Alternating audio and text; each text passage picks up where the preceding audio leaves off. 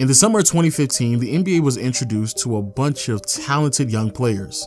Prospects like D'Angelo Russell, Karl Anthony Towns, Porzingis, Devin Booker, but the one player that stands out the most is Jahlil Okafor. And no, it's not for any good reasons at all. The 6'10" center out of Duke entered the NBA projected to be the next best big man. And depending on who you talked to back then, it was debatable if he should have went first instead of Karl Anthony Towns. But sadly, here we are now, just a handful of years later, and Okafor is everything but what he was expected to be, as he now is a bench player for one of the worst franchises in the NBA. So how exactly did we get here? After an amazing freshman year in college, where Jahlil Okafor averaged 17 points, 8.5 rebounds, led Duke to a championship, and was named ACC Player of the Year, it wasn't any surprise at all that the 6'10" big man was drafted with a top 10 pick. However, what was surprising was the team who selected him. With the 3rd overall selection, the Philadelphia 76ers decided to take a swing at Okafor. The reason why many people questioned this pick had a lot to do with who the Philadelphia 76ers selected in prior draft classes, because just a year prior, the Sixers selected Joel Embiid with the 3rd overall pick, a 7-foot big man who was expected to be even better than Jahlil Okafor. And then the year before that, Philadelphia traded Jrue Holiday to New Orleans to receive the rights to Nerlens Noel, who was another center that wasn't as skilled as both Okafor or Embiid, and because of this, needed as much space in the paint as possible so he can run to the rim to be effective on that side of the floor. So with the Sixers picking up 2 young prospects in the prior draft classes who played the exact same position as Jahlil Okafor, there were definitely some concerns. But those concerns weren't expected to manifest themselves in Okafor's rookie season, mainly because Embiid was going to sit out for another year. And with Embiid out, Okafor took advantage of his opportunity. In his NBA debut, Jahlil put up 26 points and grabbed 7 rebounds. A few games later, he had a 21-point, 12-rebound game against the San Antonio Spurs, and against his collegiate rival, Karl Anthony Towns, he put up 25 points, grabbed 12 rebounds, 2 blocks, and went 10 for 15 from the field. That game against Minnesota wrapped up a 15-game stretch that was pretty impressive for a player who just started his NBA career a month prior. But unfortunately, Okafor's productivity was overshadowed by the fact that the Philadelphia 76ers hadn't won a single game throughout the entire season. Yeah, the Sixers started out the season with a record of 0-15, and it would only get worse. The very next outing, the Philadelphia 76ers took a trip to Boston to match up with the Celtics, and on the court, Jahlil Okafor had another really good game, but off the court, Jahlil got into an altercation that gave him the wrong type of attention, getting into some fights with some fans that inevitably forced the Philadelphia 76ers to agree with the request to assign a security guard for Okafor, as well as the league eventually suspending Okafor for 2 games. Nevertheless, after the 2-game suspension, Okafor continued to put up really solid numbers back on the court, but unfortunately, they still never manifested into wins. And by Christmas, Philadelphia had a record of 1-30, marking it as the worst start in NBA history. And just when you thought it couldn't get worse, oh, it does. A couple of months later, Okafor suffered a shin contusion that kept him sidelined for a 5-game stretch. During that stretch of games, the Sixers decided to do a CAT scan on the 6'10" big man, which later revealed that Okafor had a small but serious meniscus tear in his right knee, which then forced Philadelphia to sit Okafor out for the remainder of the year.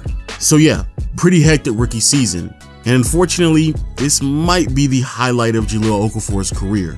The 6'10" big man would finish his rookie season averaging 17.5 points, 7 rebounds, a block, while shooting 50% from the field, which was good enough to make all rookie first team, as well as Philadelphia being interested enough to exercise the team option on a 3rd year of Okafor's contract. But again, it all goes downhill from here, mainly because after a 2-year hiatus, Joel Embiid was finally released to play basketball.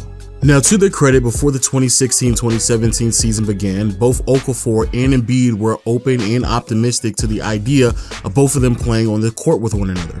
And with Okafor recovering from a torn meniscus, as well as the Sixers being extremely precautious with Joel Embiid and his health, Both players were on minute restrictions, so staggering their time with one another on the court wasn't going to be that difficult. But even with all of those contingencies, Okafor never really stood a chance. Very early on, Embiid proved that even on a minute restriction, he can put up better numbers, have more of an impact defensively, and just looked like an all-around better player. And that was with Joel Embiid only playing 31 games in his first year in the NBA. While on the other hand, Okafor struggled significantly to show the same type of productivity that we saw from him in his rookie season. And to make matters worse, he dealt with nagging injuries all throughout his sophomore year.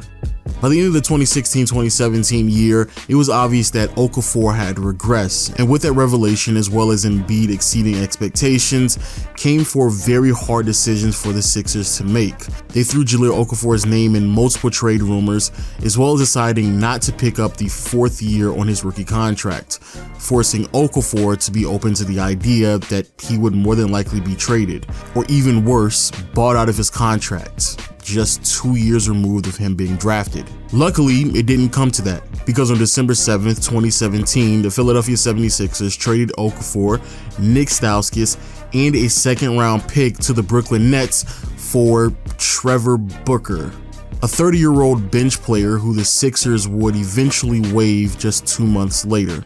And yet, it still somehow gets worse. In Brooklyn, it was revealed that Jahlil Okafor was out of shape, so much so that it forced the Nets to sit Okafor out for an entire month worth of basketball. But even with that level of patience, it was very clear that Okafor was a shell of himself from just 2 years ago. The 22 low post juggernaut looked completely lost on the offensive end at times, with the Brooklyn Nets running an up-tempo, guard-centric offense, and on the defensive end, the effort was just laughable a lot of times. Needless to say, once the 2017-2018 year was over, the Brooklyn Nets were no longer interested in Okafor and his services, and in the summer of 2018, Okafor was an unrestricted free agent. Now, if there were still any questions or anyone left in the dark on the value that Jahlil Okafor had in the NBA, even after that Trevor Booker transaction, the 2018 offseason is a clear indicator that no one was really looking for Okafor, even though he was just 22 years old. Because heading into the first few days of free agency, there was no team that was interested in Okafor's services, and it actually took an entire month into free agency before Okafor could land a contract, landing a 2-year, $3 million deal with the New Orleans Pelicans, who at the time were extremely desperate as they were trying to find some productivity to replace DeMarcus Cousins, who in the prior year tore his Achilles and clearly wasn't going to be the same player that he once was. But Jahlil wasn't even able to accomplish that small task. In the early stage of the 2018-2019 season, ankle injuries limited Big Jaw's productivity on the court, and the only time the NBA world was ever able to get a glance at what Okafor could really do was when he was inserted into the starting lineup. Actually, during a 9-game sabbatical, if you will, Anthony Davis sat out while the Lakers and Pelicans got together and potentially pieced together a trade proposal to send AD to LA. During that stretch, Okafor put up very respectable numbers, averaging 18 points, nearly 10 rebounds, 2 blocks, while shooting 67% from the field, and did all of that while under 31 minutes of action on the court. Now, unfortunately, that level of productivity was short-lived once the Pelicans failed to trade AD, which then pushed Jahlil Okafor back to the bench. However, it seemed as if Okafor still had it in him and even was able to produce similar numbers towards the end of the year when Anthony Davis sat out once more during a 6-game stretch. Hoping that that productivity would carry over into the next year, once the Pelicans finally traded Anthony Davis during the summer of 2019, Jahlil Okafor saw a lot of minutes earlier on during the 2019-2020 season, and even had a stretch of games where he wasn't even a starter. Unfortunately, even that was short-lived as Okafor dealt with even more nagging injuries that continued to plague him all year long. And once the year was over, Okafor found himself as a free agent once more, as the Pelicans decided to move in a different direction with the assets that they had received during the Anthony Davis trade. Which basically brings us to where we are now.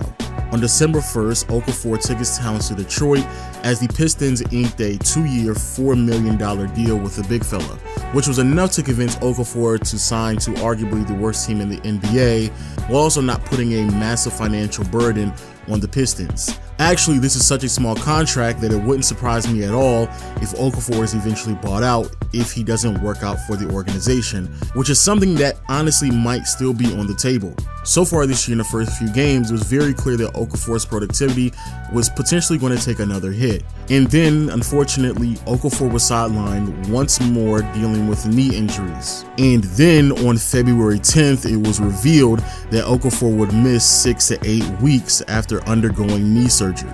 So again, it wouldn't surprise me at all if Okafor's tenure with the Pistons ended with a buyout, which is a shame because Okafor is only 25 years old.